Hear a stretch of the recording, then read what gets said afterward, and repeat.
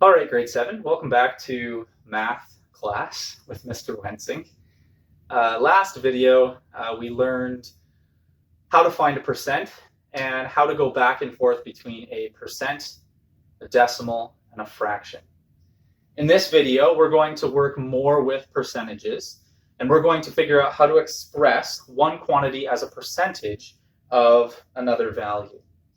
And so we're going to take a look at a couple of different pieces here, and we're going to use the language of part and whole quite a bit.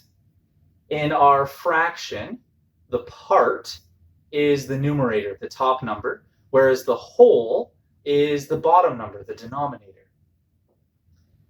So let's take a look at some examples here and see if we can work through or see if we can figure out how to solve these particular questions. Let's say there are 96 students.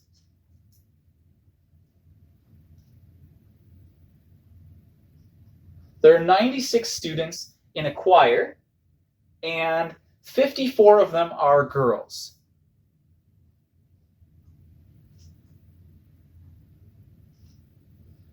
First question here is going to be, how can we figure out the percentage of girls to the entire choir?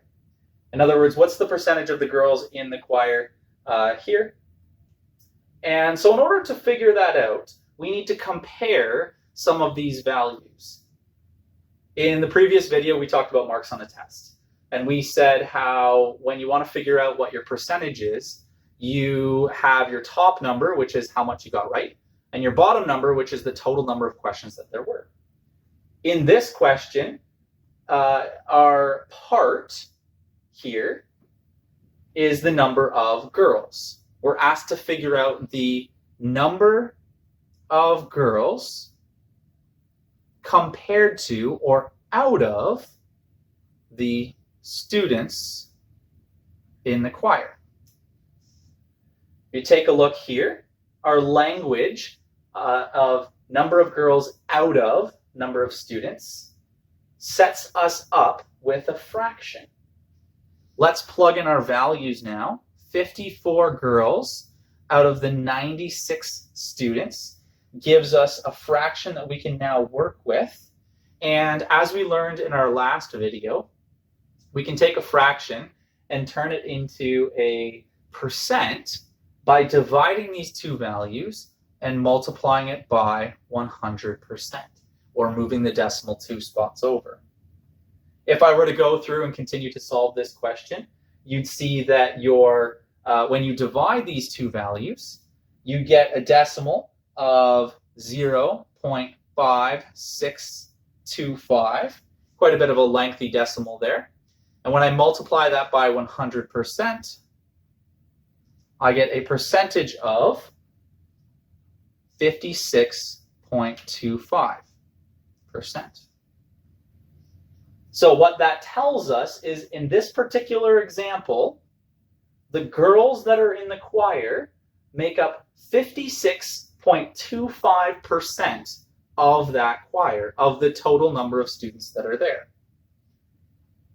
Okay, what if we were to take this a step further? Now let's see if we can figure out the percentage of boys in the choir. Well, there's actually two ways that we can go about doing that.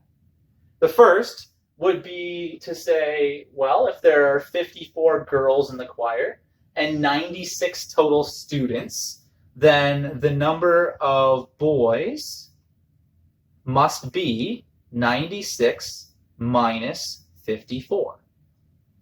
And I could go through, solve that question. That would give me a total of 42 boys. And then I solve the question the exact same way. So 42 divided by 96 times 100%. That would give me my decimal of 0.4375. Times that by 100%, and I would get about 43.75%.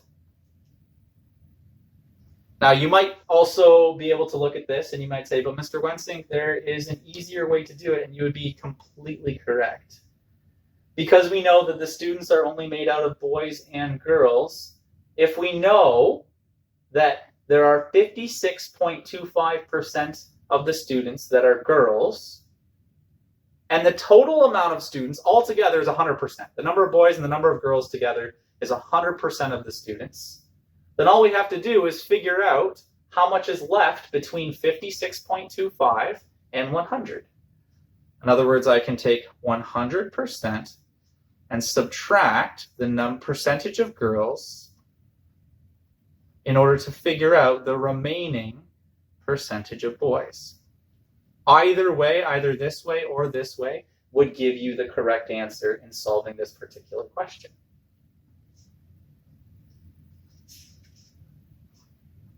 Let's take a look at another example. Let's take a look at, let's say you are writing a test. And in fact, you wrote 3 tests. We're going to say that on test number 1, there was a total of 20 points that you could have gotten on that test, and you got 17 of them correct. On test number 2, there was a total of 45 marks on that test, and you got 36 of them correct. And then on test number 3, there were 30 total questions on the test. You got 25 correct. And so we have 3 tests here. We're comparing.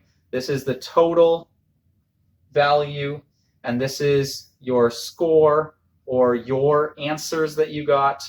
And that's just the test number that's there. Let's take a look at these values, and we're going to try to figure out which test did they do the best on. In order to compare these, they're a little bit tricky because the totals are not the same. If the totals are all the same, we just say, okay, whatever scores the highest, that must obviously be the best test. But when the totals are different, we don't know that for sure. So we're going to have to go through. We're going to have to try to solve these questions, and we're going to have to see which one has the highest percentage when we compare all of these different values. So let's go through. Let's figure out the percentage for test number 1. Well, the part, what they scored was 17 out of a possible 20 points. Take that value, divide it, and times it by 100, and you'd be able to figure out that on test 1, you received 85%. Test 2, the part is 36 questions correct out of a possible 45 questions, or 45 marks. Divide those and times it by 100, and we would get a percentage of 80%. So even though on test number 1, they only got 17 right, because it was out of 20, it gave you a higher percentage than getting 36 right out of 45. Let's take a look at that if that's the highest percentage, though. On the next test, we have 25 out of 30, which would be 25 points out of 30 total possible points.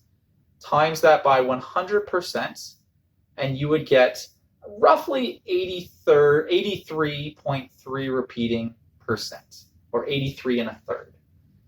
So now that we have the percentages of all 3, we can very easily rank them or see which test was the best. And we could see that because of all of this, 85% is the highest score, and so test number 1 is the best test result. Let's go through another example. Let's say that there are t-shirts in a store that are all different sizes. So we're going to have large t-shirts, we're going to have medium t-shirts, and we're going to have some small t-shirts. And there are a total of 180 t-shirts sold in a day.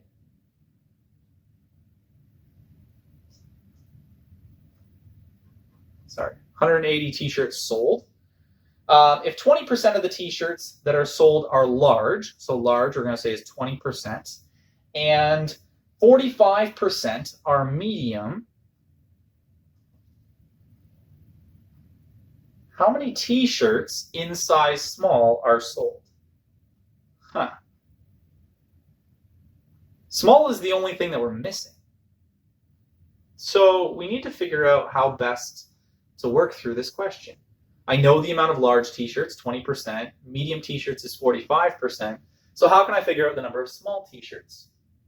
Well, because there is only small, medium, and large, we know that all 3 of these together must make up 100% of the total t-shirts. So just like with the boy and girl example in the choir, we can just figure out what's missing. So the large, 20%, plus the medium, 45%, gives us 65% together, meaning that the small has to be 35% to make up for what's left. Okay, now we have a bit of an answer, a bit of a value, but we need to figure out the number of small shirts that are sold. If you remember the way the question was asked, it was, we want to figure out the number of shirts sold, and to figure that out, we take the percentage of 180 total shirts. Now, this word of has a very special meaning in math. And for those of you who don't know, anytime we see the word of, we can think of it as a multiplication sign. So really what we're doing is we're taking the percent times the total value in order to get the part. So we're going to talk about this a little bit later on, but percent times whole equals part. That's what we're going to be getting into a little bit later. Now the percent, the way it is right now, we can't really work with it. 35% is not a number that we can work with. We actually need to turn that into a decimal before we can do anything with it. We've gone through that a lot. For now, I'm just going to write that down. I'm going to tell you that 35% is 0.35 multiplied by 180. And when we bring those two values together, we figure out that there are 63 small t-shirts that are sold that make up 35% of the 180 sold t-shirts. Now, we can use percentages to compare the quantities, and we're going to compare different quantities here when we are combining them together. So let's say, let's compare two different things. Let's say the price of a bottle of shampoo A,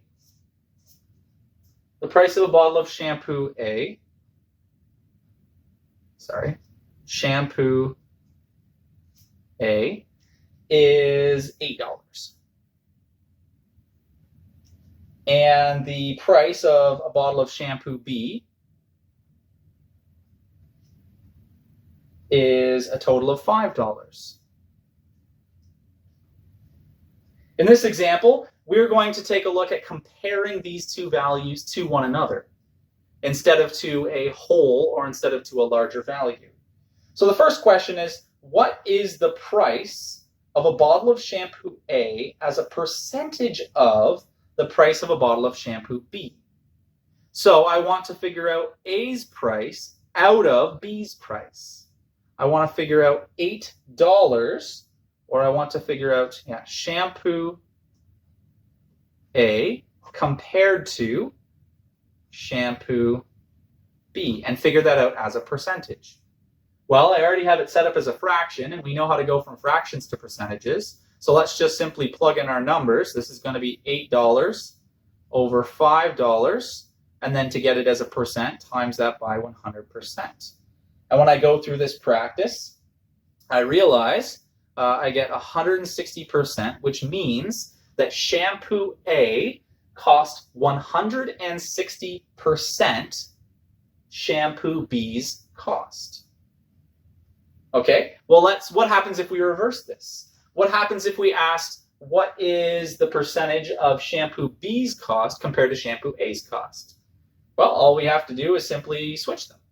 So now we are comparing shampoo B to shampoo A.